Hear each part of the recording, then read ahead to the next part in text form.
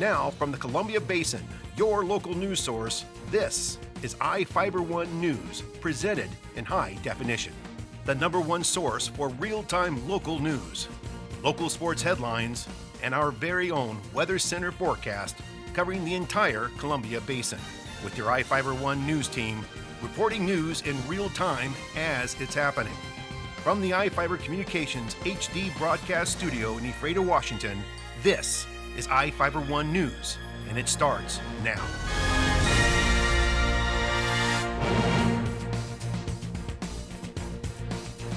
Welcome to iFIBER 1 News. I'm Cody Johnson with news from around the Columbia Basin for Tuesday, March 12th. Tonight we have news on the investigation report for the Nathan Brooks case and how Ephrata continues to work on the landfill cleanup. We look at 2 new books on the history of Moses Lake and Soap Lake and the passage of a bill in Olympia to create a gun offenders registry. In sports, we'll tell you about the WCC Conference Championship last night, and we have an update on the Wenatchee Wild. Our spotlight story tonight is about a spring ritual that draws people outside to start their community gardens. And we have the latest weather forecast for the Columbia Basin from the iFIBER 1 Weather Center. Our top story tonight, Nathan Brooks is accused of trying to kill his parents in their Moses Lake home. The 14-year-old is charged with 2 counts of attempted murder in the first degree in Grant County Juvenile Court and faces having the charges transferred to an adult court. His bail was set at $500,000. The Moses Lake Police investigation report on Nathan Brooks is now public record and indicates he reportedly gave a confession to shooting his parents while they were sleeping. Both parents survived the attack and are recovering in a hospital outside of Grant County. Brooks allegedly said he shot his parents after becoming angry with being grounded. He reportedly told police he plays a lot of video games and was upset they weren't allowing him to play. The police list how Brooks took a .22 caliber pistol from a locked gun cabinet, shot his parents, then threw the gun in the family's swimming pool. iFIBER 1 News is providing a longer version of this story online at ifiber1.com/news. The online version offers more detail of how the shooting took place and the alleged motivation of Nathan Brooks. Some of the information is disturbing. The story helps shed light on the possible motivation of a 14-year-old accused of trying to kill his parents. Ephrata is staying with the engineer who is handling the cleanup efforts at the landfill. The City Council recently approved a contract with Tom Booth. Booth was laid off from the engineering firm originally hired by the city and its former insurance company to advise them on how to clean the contamination at the landfill. Grant County, Ephrata, and the State Department of Ecology are negotiating the details of a cleanup action plan to deal with water contamination by metals, solvents, and other toxic chemicals. Ecology site manager Cole Carter hopes to start dealing with the contaminated water by late summer or early fall.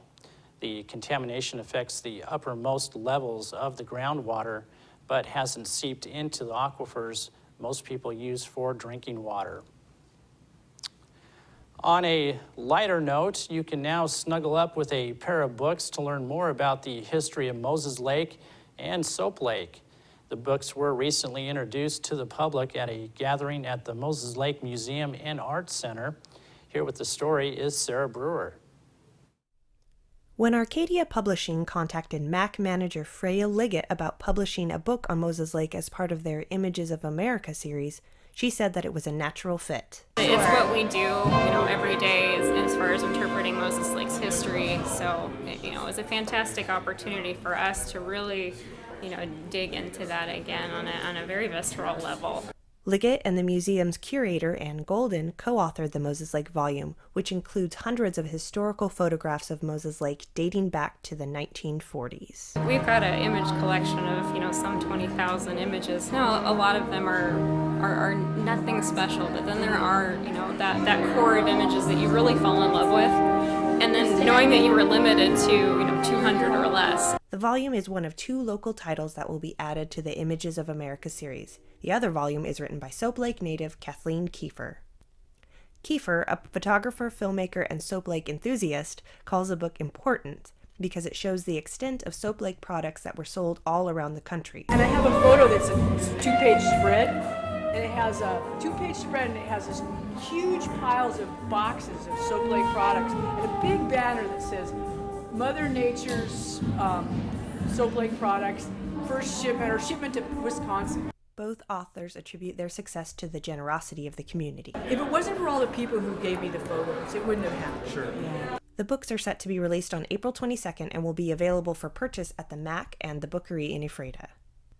For iFIBER 1 News, this is Sarah Brewer reporting. Thanks, Sarah. An Ephrata-based car dealership is branching out to Wenatchee with the grand opening of its new location this Saturday. Barry Chrysler Dodge Jeep Ram is celebrating the opening of their latest car lot in Wenatchee at 881 North Mission Street. Owner Denver Morford says they'll donate $10 for every test drive over the weekend toward athletics programs in the Wenatchee and Eastmont school districts. Morford stated, "We have been successful for 34 years in Ephrata because we're committed to the community we serve, and we do business in a low-pressure, relaxed way. I'm excited to open in Wenatchee, and I'm passionate about making a difference in this community." Barry's latest location will be open Monday through Saturday from 9 a.m. to 7 p.m. Each of the people you see here have warrants for their arrest and are wanted by various law enforcement agencies. If you see any of these people, the DOC asks that you not attempt to detain or apprehend them, but to call police. You can also call the Department of Corrections at 509-764-6180 during the day or 509-762-1160 after 5 p.m. We'll be right back after these messages with the latest from the iFIBER 1 Weather Center, and we have sports and more news on the way.